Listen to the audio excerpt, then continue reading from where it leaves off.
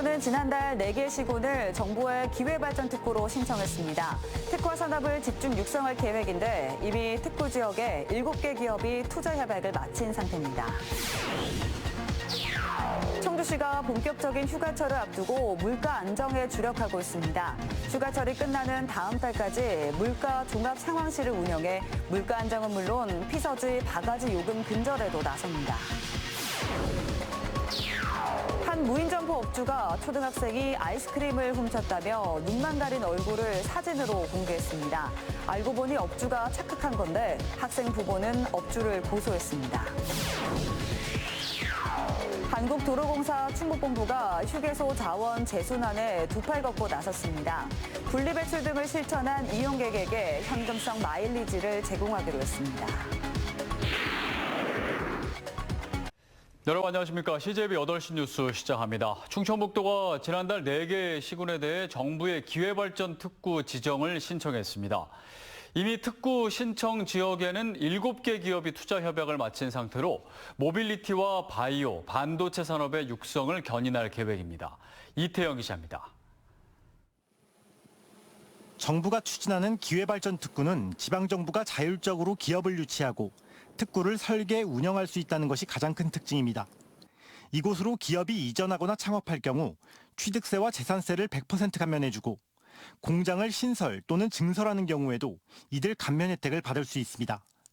지방정부가 지역 특화 사업에 맞는 기업을 자율적으로 유치할 수 있도록 하겠다는 취지입니다. 기회발전 특구를 활용을 해서 이런 핵심 산업의 경쟁력을 계속 확보하고 또 하나는 지금 투자 유치의 가장 맹점이 청주를 너무 지나치게 중점을 두고서 투자 유치가 많이 됐는데 지역의 발전을 좀 도모해보자 이런 식의 두 가지 큰 방향을 갖고 있고요. 충북은 먼저 제천과 보은, 음성과 진천 4개 시군을 기회발전 특구로 신청했습니다. 제천에는 2산업단지와 4산업단지를 이용해 융합바이오와 미래 모빌리티 소재부품 산업의 생태계를 구축하는 것이 목표입니다. 천연물 산업이 특화되어 있는 만큼 이를 활용한 바이오 산업, 21개 자동차 부품 회원사가 입지한 충주와 연계해 지역 내 모빌리티 산업의 규모를 확대할 방침입니다. 진천은 청주와 연계된 모빌리티, 2차 전지 소부장 산업이 육성됩니다. 반면 보은과 음성에는 첨단 반도체 연관 기업 클러스터가 조성됩니다. 청주에 구축된 반도체 산업 클러스터를 기반으로 보은의 특수가스 기업 등과 수요 공급 측면에서 연계해 이를 통한 클러스터 형성이 가능할 것으로 보고 있습니다. 음성지구는 파운드리 기업 중심의 반도체 생산 거점을 구축할 계획입니다. 인접한 괴산의 후공정 분야 특화 기업들과 반도체 생산 산업벨트 구축을 목표로 하고 있습니다. 이미 7개 기업과 투자 유치 협약이 완료된 상태로 충북도는 정부의 1차 특구 지정 신청을 마쳤고 3개월 뒤 그 결과가 나올 예정입니다. 구체적인 이름을 공개할 수는 없지만 7개 기업으로서 상당히 확정적인 그런 투자 유치에 성공을 했습니다. 그렇기 때문에 1차적으로 이 4지구에 대해서 저희들이 신청을 하는 거고요. 기회발전 특구로 지정할 수 있는 면적은 모두 200만 평으로 충북도는 남은 140만 평 규모에 대해서는 서비스업에 초점을 맞춰 2차 특구 지정을 신청할 방침입니다. CJB 이태현입니다. 본격적인 여름 휴가철을 앞두고 자치단체마다 물가 안정을 위해 골머리를 앓고 있습니다. 청주시가 장마 등으로 인한 물가 상승과 피서지, 바가지 요금을 막기 위해 대책 마련에 나섰습니다. 장원석 기자입니다. 청주의 한 착한 가격 업소는 시로부터 80만 원 상당을 지원받아 오래된 조리기구를 바꿨습니다. 물가 안정에 기여한 86개 착한 가게에 주어지는 혜택입니다. 이달부터는 전기와 가스 등 90만 원 규모의 공공요금도 지원하고 지역화폐 인센티브도 5%를 추가 지급합니다. 기존 손님들한테 내던 거를 바로 바꿔서 안 낼 수는 없잖아요. 그래서 저희 원자재 값은 계속 오르고 저희 착한 가격 업소의 물가 안정이 원래 포인트거든요. 청주시가 본격적인 휴가철을 앞두고 물가 안정에 주력하는 이유가 있습니다. 청주를 포함한 충북의 외식 물가는 최근 4년 새 20%나 올랐고 최근에도 오름세를 이어가고 있습니다. 지난달 청주시가 조사한 결과 1년 새 버섯찌개가 11.4%로 가장 많이 상승했고 야채 비빔밥과 돼지 항정살, 짜그리찌개 등 지역의 대표 메뉴들이 줄줄이 올랐습니다. 배추는 일주일 새 16.3%, 삼겹살은 한 달 새 5.7%나 오르는 등 농산물 가격 상승이 외식 등 휴가철 물가 상승을 부채질할 것으로 예상되기 때문입니다. 청주시는 휴가철이 끝나는 다음 달까지 10개 반 51명으로 구성된 물가 종합 상황실을 운영해 서민 물가 안정은 물론 피서지 바가지 요금 근절에 나섭니다. 또 소비자 단체들과 함께 대형마트와 음식점 등에서 물가 안정 캠페인도 벌입니다. 민간 합동으로 피서지의 어떤 바가지 요금이라든지 숙박료 부분이라든지 이런 부분들을 중점적으로 지도 점검해 나갈 계획입니다. 청주시는 다음 달 말까지 청주페이 온 시장 등에서 물가 안정 할인 쿠폰을 지급하는 하계 휴가 시즌 방방콕콕 이벤트를 진행할 계획입니다. CJB 장원석입니다. 문재인 정부 시절 취업 청탁 의혹을 수사 중인 검찰이 노영민 전 비서실장의 거주지 등을 압수수색했습니다. 노 전 실장 등은 이정근 전 민주당 사무부총장이 한국복합물류의 고문으로 자리를 옮길 때 영향력을 행사했다는 의혹을 받고 있습니다. 검찰은 확보한 자료를 분석해 노 전 실장 등을 소환해 사실관계를 파악할 예정입니다. 최근 청주의 한 무인 점포 업주가 초등학생이 아이스크림을 훔쳤다며 눈만 가린 얼굴을 사진으로 공개했습니다. 그런데 나중에 알고 보니 값을 제대로 치렀는데 업주의 착각 때문에 벌어진 일이었습니다. 이런 억울한 일이 또 벌어지지 말라는 법이 없는 만큼 사적 제재 방식의 대응은 문제가 있습니다. 박원 기자가 취재했습니다. 초등학교 6학년 A군이 결제기를 만지더니 휴대전화 은행 앱을 통해 돈을 입금하고 물건을 손에 쥐어 밖으로 나갑니다. 그런데 A군은 며칠 뒤 친구에게 황당한 이야기를 들었습니다. 무인 점포의 절도범인 것처럼 A군의 얼굴이 실린 인쇄물이 대문짝만하게 붙어 있다는 겁니다. 눈만 가려놓은 채 결제 안 하고 아이스크림 먹으니까 맛있냐라며 조롱하는 내용도 적혀 있었습니다. 업주가 값을 치른 사실을 모르고 착각해 벌어진 일입니다. A군의 부모는 누명을 쓴 것보다 누군지 알 수 있게 사진이 공개돼 아이가 마음에 큰 상처를 입었다며 울분을 터뜨립니다. 범주님들도 힘든 건 알지만 아이들이잖아요. 친구들이 보면은 이게 오해가 안 풀리는 상황이면 어떻게 되냐면 이게 중고등학교 때까지 쟤는 도둑질했던 아이야 이렇게 따라가요. 업주는 자질구레한 절도가 많아져 제대로 확인하지 못한 자신의 실수였다며 사과했습니다. 이처럼 최근 무인 점포에서 절도 용의자나 의심가는 사람의 얼굴을 인쇄해 붙여놓는 경우가 종종 있습니다. 그런데 설령 물건을 훔쳤다 해도 사진을 임의로 공개하는 건 형사 책임이 뒤따를 수 있습니다. 실제 지난 3월 법원은 한 업주에게 벌금 30만 원을 선고하기도 했습니다. 하물며 오해로 얼굴을 공개했다면 법적 책임은 더 커질 수 있습니다. 형법 307조에 따르면은 공연히 사실을 적시해서 명예를 훼손하면은 명예훼손죄로 처벌될 수 있고요. 근데 이거는 범죄자이든 아니면 범죄자가 아니든 간에 상관없이 모두 처벌될 수 있다는 점이 중요합니다. 한편 A군의 부모는 업주의 진정한 사과를 받지 못했다며 경찰에 고소장을 냈습니다. CJB 박원입니다. 고속도로 휴게소에서 발생하는 쓰레기 대부분이 분리수거가 제대로 안 돼 재활용이 어려운 게 현실인데요. 한국도로공사 충북본부가 휴게소 자원 재순환에 두 팔 걷고 나섰습니다. 분리배출 등을 실천한 이용객에게 현금성 마일리지를 제공하기로 했습니다. 안정환 기자가 보도합니다. 중부고속도로 음성휴게소에서 연간 발생하는 쓰레기는 약 100톤.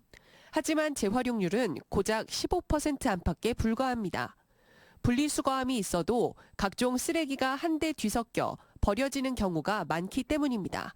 일반 쓰레기가 아닌 페트병이 나온다든지 페트병에 음식물 쓰레기가 나온다든지 그런 점에 대해서 너무 문제점이 크다고 보여서 한국도로공사 충북본부가 휴게소 내 탄소 중립 활성화를 위해 고객 참여형 자원 순환 사업인 리본 마일리지를 최초로 도입했습니다. 재활용품을 분리 배출하는 모습을 촬영해 QR코드로 인증하면 현금성 마일리지를 제공하는 겁니다. 환경부 협력업체의 온라인몰에서 사용 가능한데 시중가보다 저렴한 수준입니다. 타면 탈수록 돈이 되는 자전거도 있습니다. 전력 생산 장비를 설치한 자전거를 타면 1분당 1000포인트의 마일리지가 쌓입니다.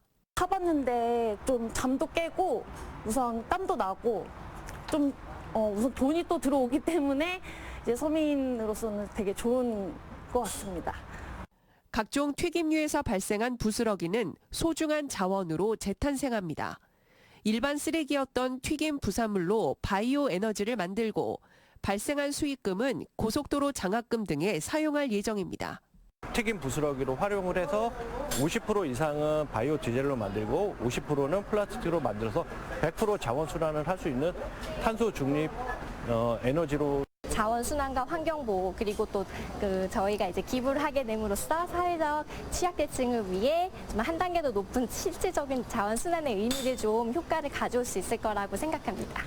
한국도로공사 충북본부는 리본 마일리지 제도를 음성 오창 휴게소에 시범 도입한 뒤 전국 208개 휴게소에 확대 추진할 계획입니다. CJB 안정은입니다. 국립괴산호국원 제2묘역 준공식이 강정의 국가보훈부 장관과 보훈단체 관계자, 유족 등이 참석한 가운데 열렸습니다. 지난 2019년 개원한 국립괴산호국원은 지난 2024년 6월 2만 3천여 기의 묘역이 만장됐고 이번에 2만 3,700여 기 규모의 제2묘역이 추가로 준공됐습니다.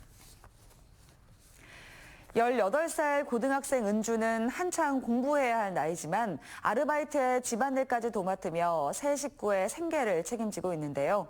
은주네 가족이 안정적인 생활을 할 수 있도록 관심과 지원이 절실합니다. 김세희 기자입니다. 엄마와 남동생과 생활하고 있는 18살 고등학생 은주. 한창 대학 입시에 집중해야 할 나이지만 은주는 공부 대신 아르바이트에 집안일까지 바쁜 하루를 보냅니다. 암투병 중인 엄마를 챙기며 세 식구의 생계를 책임져야 하기 때문입니다. 학교 갔다가 알바 갔다가 오면은 시간이 늦어지니까 다음날 또 학교 가야 되니까 잠을 많이 못 자니까 그게 제일 졸려가지고 힘들었죠. 3년 전 대장암과 난소 수술을 받은 엄마는 주기적으로 치료를 받아야 하지만 정부 보조금으로는 세 식구의 생활조차 빠듯해 엄두도 내지 못하는 상황입니다. 엄마는 은주가 아르바이트를 나가는 모습을 볼 때마다 미안한 마음뿐입니다. 처음에는 나갈 때마다 울었어요. 뒷모습 보고. 근데 나중에는 차라리 밖에 있는 게 애기가 좀 행복해 보이더라고요. 자기 모습대로 생활하고. 학교 생활에 아르바이트, 집안일까지 하루가 어떻게 흘러가는지 모를 정도로 힘들지만 가구 디자이너가 되기 위해 잠자는 시간까지 줄여가며 공부하고 있는 은주. 은주가 공부에 전념하며 안정적인 생활을 할 수 있도록 생계비 지원이 절실합니다. 근로활동을 어머님이 하실 수 없다 보니까 경제적인 어려움도 지속되고 또 아이들 기본적인 학습이라든지 또 기본적인 생활이나 이런 부분에 있어서의 경제적인 어려움이 전반적으로 계속 나타나고 있는 상황입니다. CJB는 초록우산과 함께 천원의 힘 희망 캠페인으로 24번째 후원아동인 은주에게 희망을 전하고자 합니다. 초록우산 계좌로 성금을 보내주시거나 한 통화에 3,000원인 ARS 전화로 성금을 모아주시면 은주네 가족이 안정적인 생활을 하는데 큰 힘이 될 수 있습니다. CJB 김세희입니다.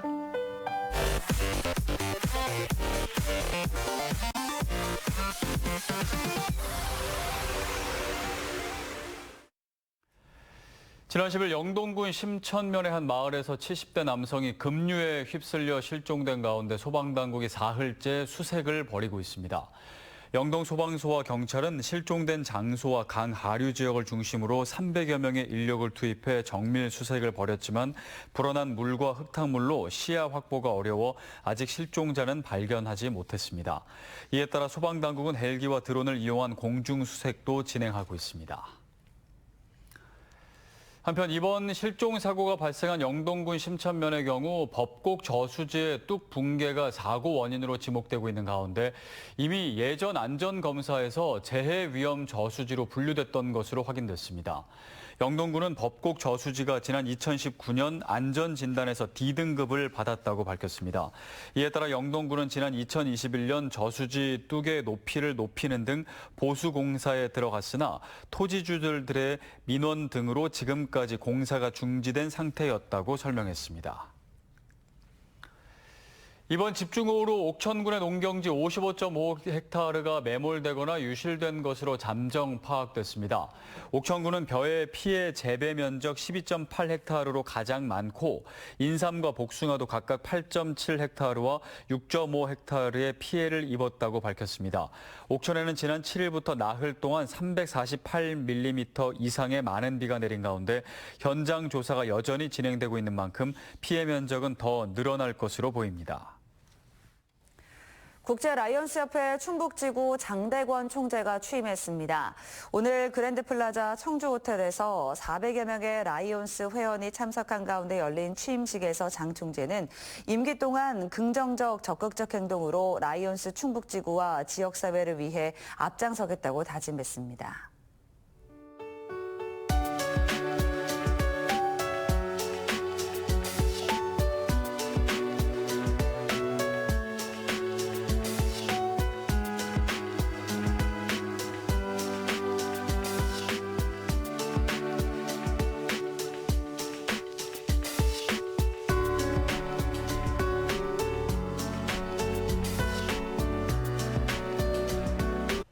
이상으로 CJB 8시 뉴스를 모두 마칩니다. 시청해주신 여러분 고맙습니다.